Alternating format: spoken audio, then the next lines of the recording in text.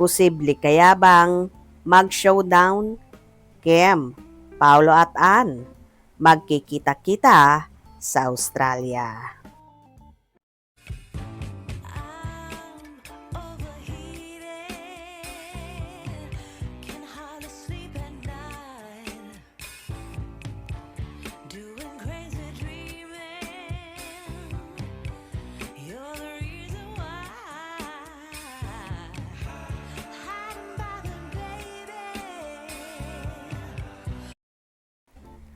Sa kauna-unahang pagkakataon, mula nang magkagirian sa botohan ng Outstanding Asian Star para sa Seoul International Drama Awards, sina Ann Curtis, Kim Chiu at Paolo Avellino.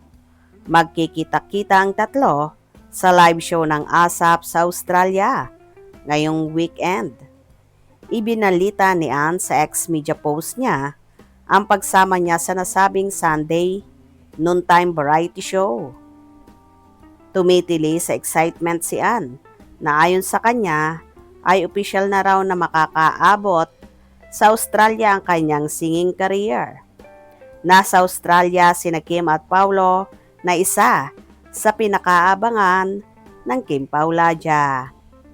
Samantala kahapon lang, ibinalita ni Ann ang pag-join niya sa nasabing show.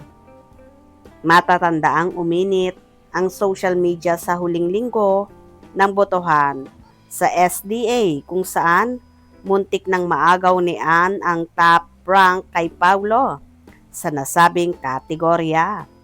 Dumating pa ang moment na nakuha ni Ann ang second spot kay Kim, pero naibalik ng Kim Chiu Global rin ang pwesto kay Kimi. Dahil sa bakbakan, nagpost si Ann ng pasasalamat niya sa kanyang mga solid at pinakiusapan pa niya ang mga ito na tila patutsada sa talakan ng mga sumusuporta sa kanila. Don't engage with any negativity. As far as I've known, my fans have a rep of having happy energy. Pero nang matapos ang botohan at nakuha ni Paolo ang number 1 spot, binati naman ni Ann ang Kim Pao sa pagwawagi.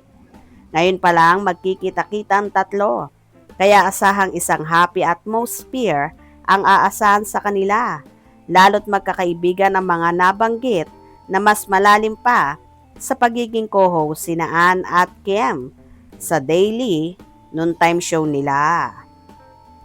Anyway, posible nga bang magkaroon naman ng showdown ang tatlo? Lalo pat alam natin si Ann kung gaano kakengkoy at sobrang sayang kasama, na kahit si Paolo ay napapangiti nito sa tuwing babanat ang nasabing TV host actress. Abangan natin yan. Hope you enjoyed. Please subscribe for more info.